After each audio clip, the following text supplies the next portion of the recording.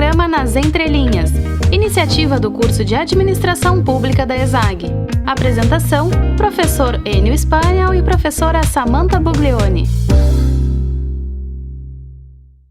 Atenção para as manchetes do programa de hoje. Mobilidade urbana de Florianópolis. Transporte público de qualidade é a solução? Ex-aluno da ESAG dissertou na França sobre mobilidade urbana de Florianópolis e participa do programa de hoje. Bom dia, ouvintes. Estamos iniciando a partir de agora mais um programa Nas Entrelinhas. No dia de hoje nós teremos a participação como entrevistador também do Jefferson Damer. Tudo bem, Jefferson? Tudo bem. Então, nós vamos ter hoje uma participação muito importante do Rodolfo Guidi. O Rodolfo, ele é formado aqui na ESAG. Ele tem 24 anos, é natural de Criciúma, aqui do estado. Ele é pesquisador, um entusiasta das causas de mobilidade urbana e transporte público. Ele morou já na Inglaterra, na Itália e na França, onde trabalhou como professor de português e intérprete do governo britânico. Ele é formado do curso de Administração Empresarial aqui na ESAG. Ele se formou na França e dissertou sobre mobilidade urbana de Florianópolis, um estudo de caso sobre a situação do trânsito da capital, com proposição de melhorias baseada nas melhores práticas do sistema de ônibus de Londres. E em setembro, o Rodolfo Guidi fará um mestrado em Gestão e Planejamento de Transporte na Universidade de Westminster, na Inglaterra. Tudo bem, Rodolfo? Tudo bem, Enio. Bom dia, pessoal. Bom dia, ouvintes. É um prazer estar aqui. Qual é a questão principal, Jefferson, que nós poderíamos inicialmente colocar para ele? Bom, eu acho que o tema da mobilidade urbana ele veio muito forte, né, na marcha, né, na manifestação que aconteceu nessas últimas semanas, né. Começou ali, todo mundo faz esse relato do estopim, né, dos 20 centavos, mas eu acho que esses 20 centavos refletem, né, algo muito maior relativo à mobilidade urbana, né, no país, que é algo, acho que é uma causa, digamos assim, que a maioria do povo brasileiro vem sofrendo há bastante tempo nas capitais brasileiras. Então, nesse sentido, eu te perguntaria assim, como pensar, né, a mobilidade urbana nessa conexão com a cidade maior? Jefferson, obrigado pela pergunta. As causas assim, principais dos problemas de mobilidade urbana no país assim, tá muito enraizada na política do automóvel, né? Desde a época de JK, 50 anos em 5, onde as grandes montadoras vieram para o país, desde então a gente teve aquela política que diminuiu muito a participação das ferrovias, né? Que sempre tiveram um papel muito forte na carga, não no transporte de passageiros aqui no país. E a cultura do automóvel se criou a partir da política do automóvel. Então, eu cito dois grandes exemplos assim, para a cultura que se tem hoje do carro aqui no Brasil. Uma delas é o slogan da Ipiranga. O slogan da Ipiranga é "Apaixonados por carro como todo brasileiro". Né? E é um pouco, eu contesto um pouco isso, assim, apaixonados por carro. O brasileiro, ele é apaixonado por carro ou ele foi levado a ser apaixonado por carro? Né? São questões diferentes. Ele foi levado a isso, foi vendida essa ideia e, de qualquer forma, nós brasileiros compramos essa ideia. E a outra questão é a questão cultural também que se criou, e um grande exemplo que a gente viu recentemente, isso no ano passado, foi do Bebeto, né? A campanha do Bebeto para a Volkswagen, que há 18 anos atrás, o gol que ele deu foi o gol da Copa do Mundo pro filho dele, aquele gesto, né, de embalando o filho nos braços, e 18 anos depois ele balançou a chave dando outro gol pro filho dele, que agora é o automóvel. Então, essa é a típica descrição, assim, que melhor reflete a cultura do automóvel. Veio a partir da política do automóvel e hoje em dia, quando a gente vê uma série de grandes obras em cidades como São Paulo, por exemplo, em que bilhões são investidos para alargar rodovias, para se criem novas pistas para carro, isso é política do automóvel. Engenheiros de tráfego muito qualificados escrevem artigos e eles dizem que não adianta continuar investindo no automóvel, porque o automóvel é a grande causa dos problemas de mobilidade urbana. Foi em cima dessa reflexão que surgiu a tua ideia da dissertação sobre a mobilidade urbana de Florianópolis? Um pouco foi, Anny, um pouco foi. Assim, o interesse, na verdade, partiu também dessa questão cultural, quando eu já tinha lá pelos meus 15, 16 anos e eu sempre estudei em colégio particular, escola católica, Então, assim, tem aquele caráter elitista, só que as pessoas que se deslocavam na época do colégio de ônibus e não de carro com os pais, elas já eram vistas, assim, com outros olhos, olhares diferentes. Claro. Então, eu me recordo até hoje que uma vez uma colega me disse: eu tava indo embora de carro e tal, e eu te vi no ônibus, até quis te cumprimentar, mas, eu não quis ser sacana contigo. Então, mas como assim, por que ser sacana comigo? Porque eu tava dentro de um ônibus, tu tava dentro de um carro? Então, Enio, partiu desde a época do colégio essa visão, essa cultura que se tinha entre os alunos, né? E aquela pequena sociedade da escola particular, da escola católica. E logo em seguida eu me formei no ensino médio e fui morar em Londres. E daí foi o contraposto, assim, total. E dessa tua experiência internacional também, você já visitou vários países, estudou no exterior, fez a tua dissertação, o que você apontaria, assim, do que você vivenciou e do que você estudou como soluções práticas, assim, para a questão do transporte coletivo no Brasil? O que poderia ser trazido de Londres para Florianópolis, especificamente? Certo. Olha, o que eu acredito, Enio, é que a gente consegue fazer muito mais, investindo muito menos, tá? A minha dissertação e toda a minha experiência vivida, ela é o claro exemplo daquela frase que a gente vê hoje nas redes sociais, né? Que país desenvolvido é onde rico usa transporte público, tá? E eu vivi isso de fato. E respondendo assim especificamente essa pergunta, eu acredito que daquilo que a gente precisa trazer de lá, tá? E investir aqui, é gestão visual para transporte público. O que é gestão visual? Gestão visual é um trabalho que tu aplica arquitetura da informação, acesso à informação, isso de uma maneira harmônica, uma maneira com trabalhos muito evoluídos de design para transporte público. Isso faz com que seja atrativo para o usuário utilizar o sistema de transporte. É um dos meios de trazer atratividade. Um exemplo, hoje a gente chega numa parada de ônibus em Florianópolis, você chega às 5h30 da manhã para pegar um ônibus. Você sabe qual é o primeiro ônibus da manhã? Eu não sei. É 00:30 de noite, falta de segurança, tem aquele medo. 00:30. A gente sabe qual é o último ônibus da noite? A gente não sabe. Então isso é uma questão básica de respeito ao usuário. É uma dignidade. Você não sabe qual é o primeiro ônibus da manhã e qual é o último ônibus da noite.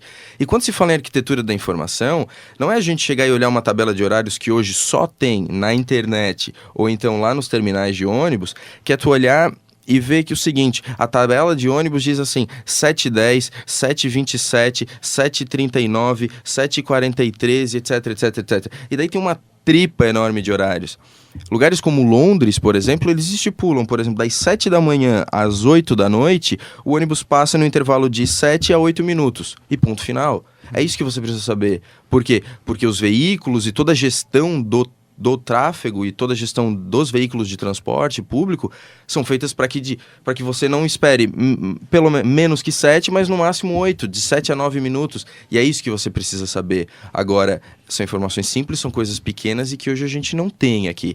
E de uma série de práticas e que a gente precisa melhorar o nosso modal atual aqui em Florianópolis, uma das principais coisas a se trazer da Europa é a gestão visual para transporte público. Claro que tem melhorias muito mais significativas, como, por exemplo, o corredor exclusivo. Mas isso é uma coisa que a gente já tem numa série de cidades, inclusive muito menores e com orçamento muito menores que Florianópolis, mas daí já não é uma coisa exclusiva da Europa, uma coisa extremamente inovadora. Isso é uma tecla que já se bate muito e o corredor de ônibus aqui para Florianópolis não é nada novo, mas é necessário para ontem. Ou seja, concretamente, começar por Florianópolis, então, seria um pouco nessa direção. Novo visual, transporte de qualidade, mais horários, corredor exclusivo. Terias alguma outra proposição mais pontual nessa direção? Tenho. Enio, é o seguinte, eu acredito que os outros modais de transporte são extremamente necessários em Florianópolis. Porém, é complicado a gente pensar num bondinho, é complicado a gente pensar no transporte marítimo, sendo que o único modal atual que a gente tem hoje, né, que é o ônibus, ele é super mal gerido, ele não entrega valor à população, ele não é um transporte atrativo e todas as pessoas que estão dentro do ônibus, se elas pudessem estar dentro de um carro, elas estariam. Então, respondendo especificamente a essa pergunta, mais uma solução para o transporte de Florianópolis, isso também foi motivo de estudo meu, é uma política tarifária mais dinâmica. O que seria uma política tarifária mais dinâmica? Hoje, a gente só tem dois modelos de tarifa, basicamente, né? Que é a tarifa simples, que você paga ou em dinheiro ou no cartão. E ponto final. E os únicos lugares que você pode recarregar o cartão é no terminal de ônibus. Agora, e se você utiliza ônibus e não utiliza uma linha que passa pelo terminal, como você fica? Como fica na história? Então, eu acredito que a gente deveria ter um modelo tarifário em que você pode recarregar o seu cartão do ônibus como você recarrega o seu celular de cartão. Você vai a uma loja de conveniência, você vai a uma banca de jornal, uma série de lugares, você coloca crédito no seu celular, você coloca crédito no seu cartão. E os modelos de tarifa precisam ser mais dinâmicos. E o que seria isso? Por exemplo, tem pessoas que vêm do continente passar um dia na ilha para fazer negócios, e pode ser um office boy, um exemplo de um office boy. Você deveria ter, como existe em Londres, um bus pass do dia. Ou seja, você paga um pouco mais caro, mas você usa ilimitado ônibus para cima e para baixo durante o dia. Fechou 11h30, meia-noite, o passe não é mais válido. Assim como tem o Bus Pass do dia, deveria ter para a semana, deveria ter para o mês, entendeu? Por quê? Você faz um pacote em que tem uma série de dias dentro desse pacote e você paga menos por isso. O objetivo não é baratear, então você cria modelos mais dinâmicos e atrai as pessoas a usarem mais. Perfeito. E Rodolfo, algumas propostas que aparecem sempre, principalmente na época da campanha eleitoral, é a questão do transporte marítimo em Florianópolis, a questão do bondinho e do BRT. Como é que você avalia esses modais de transporte coletivo para Florianópolis, para o uso? Olha, a pergunta é bem pertinente e no médio prazo, longo prazo, não tem como pensar na mobilidade urbana de Florianópolis sem incluir outros modais. Isso está claro, e independente da geografia da ilha, dos morros, colinas que a gente tem aqui e tudo mais, a gente tem plenas condições de aplicar outros modais. O que mais dificulta isso é a questão da cultura do detrimento que a gente tem. Ou seja, você vem apresentar uma ideia, você é entusiasta de uma causa. Por exemplo, se eu vier apresentar minhas ideias para gestão visual para transporte público rodoviário, ônibus, quem é entusiasta da bike, das ciclovias, eles vão se sentir feridos. Quem é entusiasta do bondinho, eles se sentem feridos. Não, mas peraí, tem a minha ideia aqui, tem a minha ideia. Só que as coisas precisam acontecer coordenadas. E hoje existe um grande problema, porque as pessoas imaginam que, a partir do momento que se tem tal evolução num modal, começa-se a pensar em outro. E é algo que precisa acontecer já coordenadamente, porque cada ideia, cada modal, eles têm o seu ciclo de vida, têm o seu ciclo de implementação. Por isso que eu não acredito que a gente deva inserir outro modal em Florianópolis antes que se tenha o ônibus bem feito, bem organizado. Porém, são modais que exigem anos e anos de preparação e projetos e orçamento, licitação, etc., que precisam começar agora. E não é porque a gente vai começar agora que o ônibus vai ser despriorizado, que as ciclovias e a bicicleta vai ser despriorizada. Inclusive há estudos de que o ônibus ainda é um dos transportes mais baratos, se você pensar sob o ponto de vista do poder público. Bem mais barato que o metrô, por exemplo. Sim.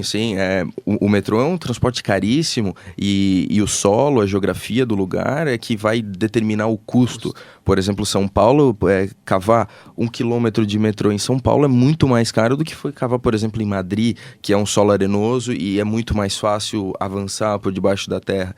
Então, o ônibus, sim, é muito barato. Um exemplo que eu gostaria de citar, nessa questão de gestão visual, é a linha que a gente tem para o aeroporto Hercílio Luz.